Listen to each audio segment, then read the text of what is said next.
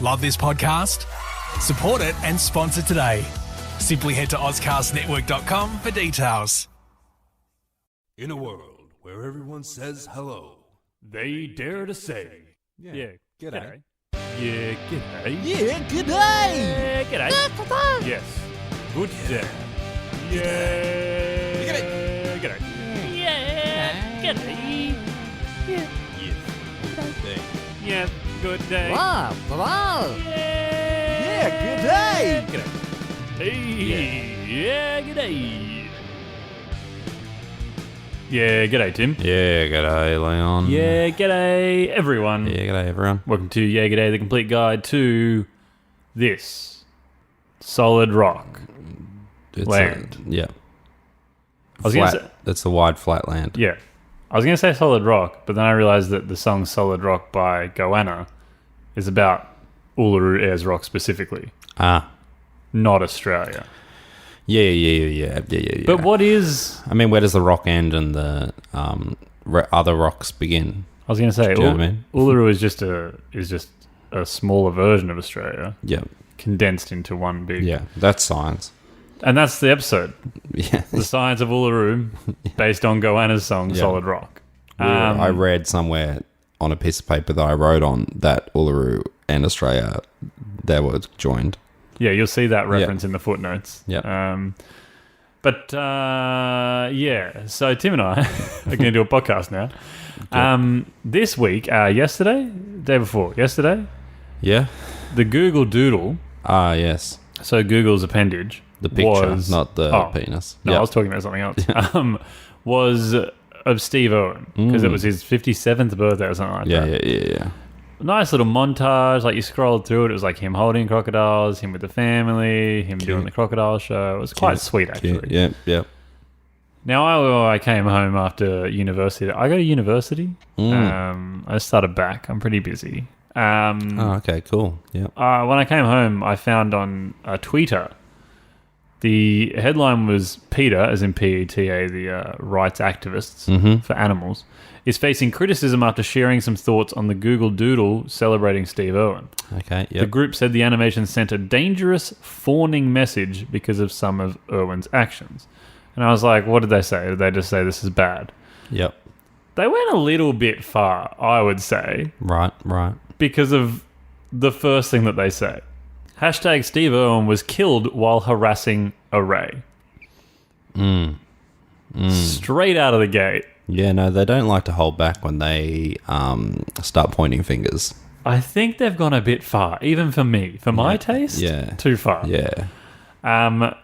That's followed by a semicolon.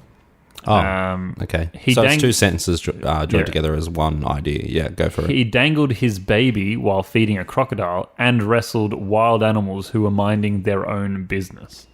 Today's hashtag Google Doodle sends a dangerous, fawning message. Wild animals are entitled to be left alone in their natural habitats. Now listen here, Peter.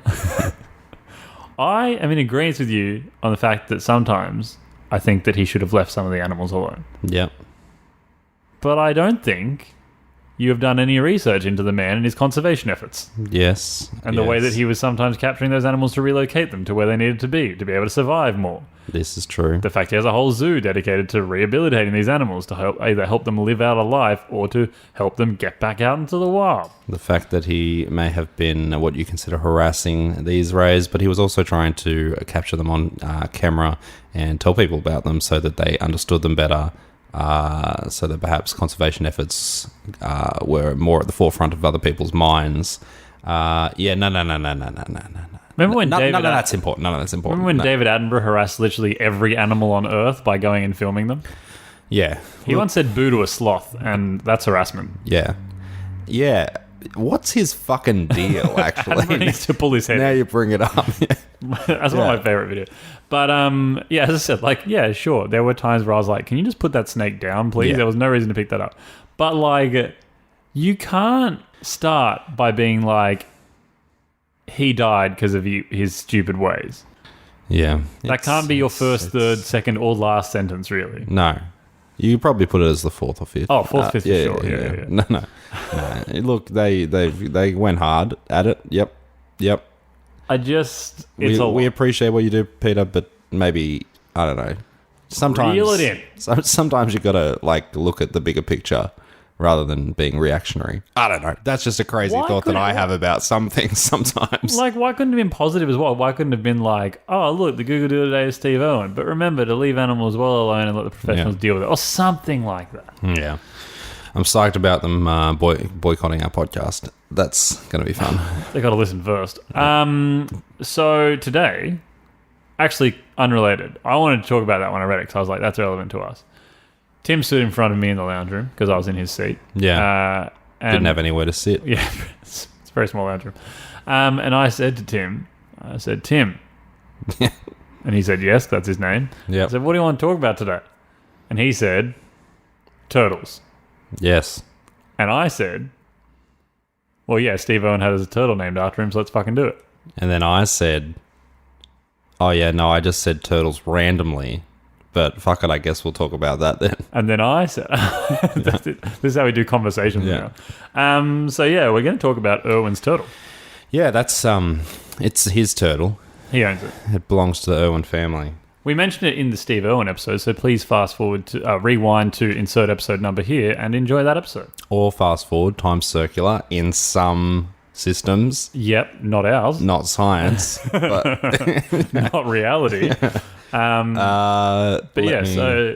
Yeah. Let's talk about the turtle behind the man. Yeah. It's called Irwin's turtle. Mm-hmm. Scientific name, Elsea irwini. Irwini. It's a type of turtle called a Chelidae. And in brackets beside that, it's got written side-necked turtle. Now, I know what you're thinking.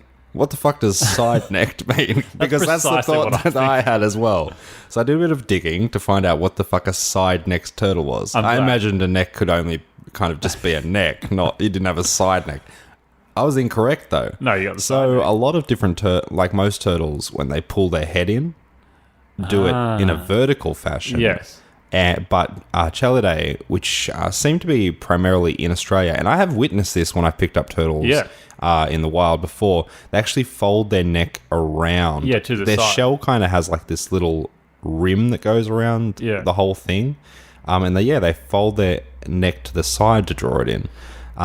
Which is something I've seen before. So as soon as I read that, I was like, oh, that's what side-necked turtle means. See, when you said that, that's what I started picturing. But then I was like, is that side-necked or is that just like how it's a weird way to describe it, to be honest. But yeah. Yeah, because that is a very...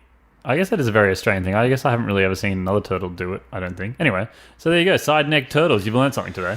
That's enough. Side-necked turtles. What do they look like? It's a large... short-necked turtle, so it has a short neck. Because another thing, we haven't talked about some of the other Australian turtles because we haven't talked about turtles in great detail on this podcast. This would be surprising. One of the fewer times. But there is a particular breed of quite long-necked turtles in Australia. This one does not have a long neck. That's what I'm trying to tell you. It's a short-necked turtle. And a side neck. A short side neck. Short side neck. Also, before the show goes on, just pardon any times that you may or may not hear Elise cough in the background. Yep. She has the Malay. Yeah. Yeah, this side-necked woman, she's coughing. My short side-necked girlfriend. Yeah. Please continue. With a carapace, that's the upper shell. We're learning a lot about turtles. I'm learning a lot about turtles here. Over 330 millimeters in length. Now, that's exactly a particular length. It's like 33 centimeters, is it not? 330 millimeters? Yeah, no. No? I feel like 330 millimeters is not that long, actually. Wait, is it the thickness of it or is it the length? No, the width is 260 millimeters. I'm confused. I think it's 33 centimeters. That's a large turtle, though. It is. It's about the size of a 33 centimeter ruler. Yeah, approximately. But that's just the shell. That's not including its neck, although the neck is quite short. It's short so it's and side. So it's probably not that much longer There's than actually that. detractable length on it for that. So that's interesting. There's apparently two separate genetically distinct populations. One is confined, and this is the thing about these turtles, is they're actually confined to very specific locations, even within Australia. Right. One's confined to the Johnston River, in the wet tropics, and the other is in the Burdekin River. So that's interesting. Where are they? Northern Queensland. Oh, right. When you said wet tropics, I was like, which ones? Far North Queensland Yeah, right. in Australia, which is where Steve Irwin did most of his work, because that's where his zoo is. That's where he grew up. That's where his because his parents, of course, were his father, especially, was in conservation. Bob. That's how he got into it. So the females of the Burdekin variety are distinguished from all of the others for some reason, specifically with yellow coloration on the head, which is interesting. It is. If you like turtles with yellow heads. And sometimes they can have a pink nose. That's kind of cute. All types of them Bless. are welcome to have pink noses. Well, please, come on in. Yeah. So that's interesting. Yeah. In that catchment area, it's the Bowen River, which I believe is so the original story is Terry tells a story in her book, or in the book Crocodile Hunter, where Steve was out fishing with his dad, I believe. It was like the 80s, and he saw something flash by. He didn't know what it was, and being Steve especially being younger, jumped straight in the water, even though there's crocs all around, and tried to get it. Couldn't see it, but identified even from just seeing it like in the water. He was like, that's not a turtle that I've ever really seen before. Anyway, the story goes that later on he was out fishing again with his dad, Bob Irwin. They managed to, or not managed to, but one of them got hooked on a fishing line. They brought it in to the boat. Steve took a photo, sent it to a turtle expert he knew, and they managed to identify that it was something that had not been found before. Wish I knew a turtle expert. Yeah. All my friends are shit. Yeah. Everyone needs a turtle expert as their friend. But, so that's good. That'd be pretty exciting. Yeah. I haven't seen this animal before. I'm going to check. And then it's like, you haven't. And it's like, fuck yeah. Yeah. As to their population, it's quite small because it's quite a limited space that they live in, of course.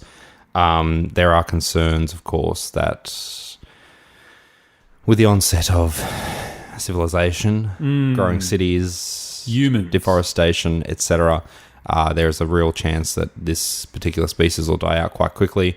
So I know that they are bred at the Australia Zoo and that sort of thing. So, and there's a lot of conservation efforts in that area. What do? They like to bask on rocks and logs. Bless. That's one of their favourite things to do. Just like Kermit. Yeah, similar, but not the same. Or with their heads just breaking the water as well. They like to put their little head out. Their body's not that much further below the water because short neck. Short neck. Yeah. Tiny neck. Not a long neck. So that's good. What else do they do? Lay their eggs into nests that they dig in the riverbanks, like most turtles. Common turtle trait. Yep. That is something that they'll do. They like to eat fruit. That's kind of cute. Whatever's seasonal, whatever they can get from the local Bananas in Queensland, coals. probably. Yeah. Bananas are an all year round sort of thing up there. It's quite tropical. They climb trees, I assume. Obviously. They eat algae, aquatic plants, and non-native pasture grasses when it's flooded. Oh, well, obviously. Which happens quite frequently. So they get to get up there, have a little chomp on the grass. Juveniles tend to be less herbivorous. They go through a phase, it would seem, where they eat a lot of meaty meats. That's the opposite of human children who go through a phase of being vegetarian. Yeah. So they eat shrimp, mollusks, aquatic insects, etc. But it seems like as they get older and become adults, they go more herbivorous. They still eat meat, but they prefer, for some reason. Weird. Yeah, interesting. There's not a great deal of information for me to tell you about these because they've not been known that long. They're pretty rare. Does it say when they were found? When it was first found? Did you tell me that? In the 80s. About 1990 was when they were officially identified. That is a pretty young turtle. Yeah, but the Irwin family started noticing them in the late 80s. Yeah. Right. Which is bloody turtles. That it? Side neck turtles. Yeah. That's short neck, side neck. Short side, yeah. I want a turt with a short neck and a side neck.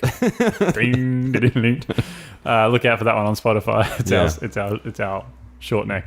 Short neck, side turtles. neck. Yeah. Yeah. Look, as I think there's more. I think there's other animals that we'll go through that he found. I think he's found like a snail or something as well. Steve Owen. Yeah, actually, I've just read something else. Here's something. Here's a sentence. Yeah. It can breathe underwater by taking water into its cloaca, a chamber with gill-like structures situated in the cloaca extracts oxygen, enabling the turtle to stay underwater for long periods without taking a breath. That's one of the only times I've wanted It breathes through its poopy birth hole. That's one of the only times I wanted this podcast to be filmed because I literally had a face of shock when you read that. Mainly is when you got into detail about gills being in there. Yeah. Imagine I can breathe through my butthole. Yeah, imagine if you could go underwater and just breathe. That's why I struggle in the your shower ass. sometimes because I just get so much water in my butthole and I stop breathing. You got to remember to start breathing like a normal human. Yeah. I guess they've really worked it out. Evolution has done them well. Yeah. Can't breathe through your mouth, breathe through your butt. Can't let these ones die. No. They're an important study in turtle life. Tim, what's that sound? I don't know, what is it? It's a Harold Holt watch.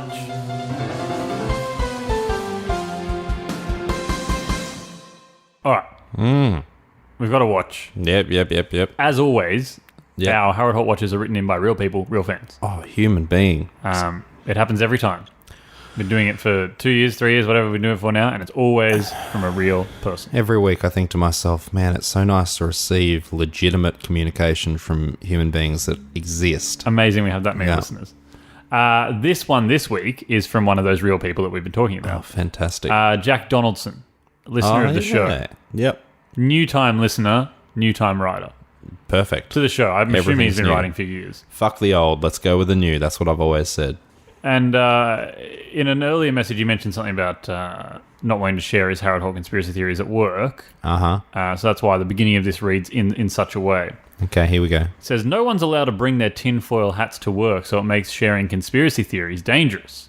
Do you have like a tinfoil hat room that you hang them up in? Oh, yeah, you can't bring them into work. Like a cloak room? Yeah, okay. As I'm sure you're well aware of. We are now. Yep. While I'm at it, I did bump into this man at the local Macca's the other day. He apologised and brushed it off easily enough, but didn't turn around or anything. I didn't think much of it at first, but then he began to look familiar. The man seemed to notice me staring and turned to me looking me dead in the eye. All he said was, "I'm Harold Holt, and I'm alive and well." I asked him why he was telling me this, and all he said was, "Because no one will ever believe you." And then he left. I was gobsmacked and lost my appetite. And he was right. Who could I tell? Please get this to the people. They won't believe me, but they just might believe you. You know, I believe you. Jack, I believe you, Jack. that's a sighting. That's an encounter. Yeah, I do have one question for you, though. What's that?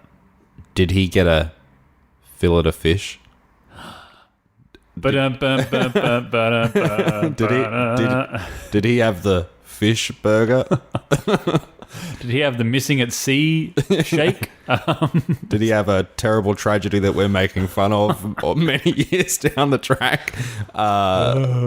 Sunday? Yeah. One day when we are famous, more famous than we are now, which we're pretty famous already, one day when we're famous, people are going to be like, hey, This is unacceptable. yeah, you guys making fun of this man and his family? We're not making fun of the family or this man. We're just drawing attention to this fact and having fun with it. Having a bit of a giggle. Yeah, interesting. Interesting sighting. Much the same as what Bill Murray does. Yeah. Where he steals chips from people's plates and says, no one will ever believe you.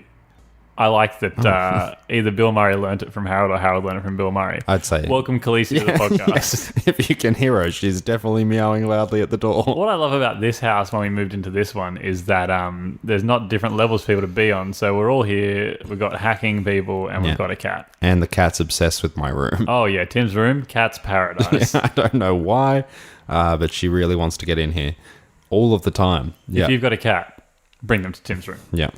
I think that'll do it to give us a break for all these sounds in the background. Yes. Thank you for the Harold Holt also. Just Thank you, quickly. Jack Donaldson. Jack. They're always real. Passing, yeah. But yours felt more real.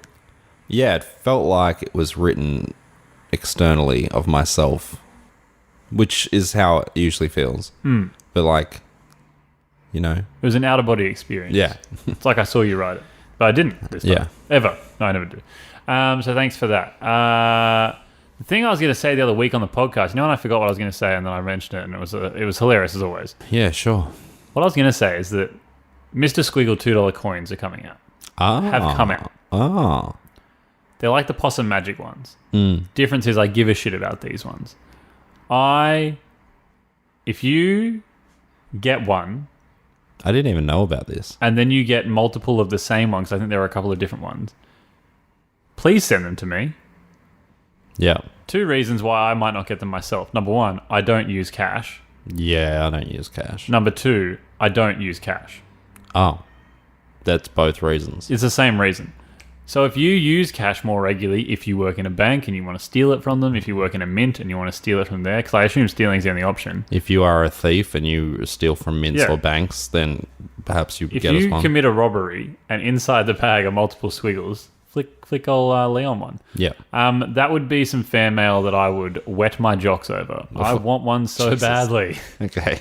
It's Mr. Squiggle on a coin. It's colourful. Fucking graphic, but I knocked my microphone. Yep. Graphic? What did you picture? So describe it. That's what I was going to say last week. In just a moment, after Tim and I have a quick break and stretch our legs and go and silence all the noises, yeah, we're going to take them out. We're going to record the Patreon Q&A. Correct. We have like 10 questions to answer. I don't know how we're going to get through them all. 10. Because we're going to go on tangents. More than 9, but less than 11. So that'll be exciting. I would recommend joining our Patreon at www.patreon.com/yeahg'day for that. Yeah. We also have stickers still. We haven't talked about stickers in a while. Yeah, if you we have those stickers. Like stickers. I don't remember how much we sold them for, but we have them. Go and find the post about the stickers or message us about the stickers because we still have many stickers. If you bought stickers, you want more stickers, we'll do some more for you. If you haven't bought any in the first place, we'll do them for you. Got a nice stack there, and they really are the sickest stickers from good old Angus, our mate Angus. Yeah.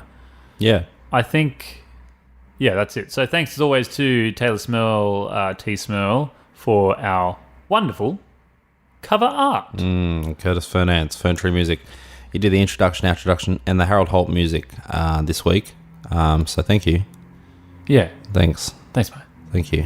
And make sure you see us on social media at Yeah G'day Podcast. Make sure you're listening to us on all the platforms, sharing it with your friends, rating, reviewing, and sending carrier pigeons with MP3 players to those friends in hard-to-reach places.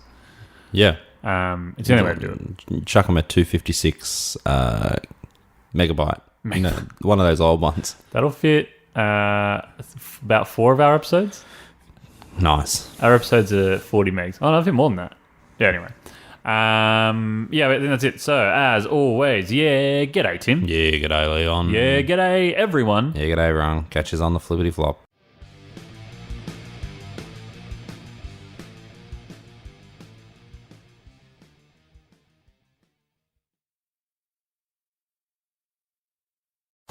Love this podcast? Support it and sponsor today. Simply head to AuscastNetwork.com for details.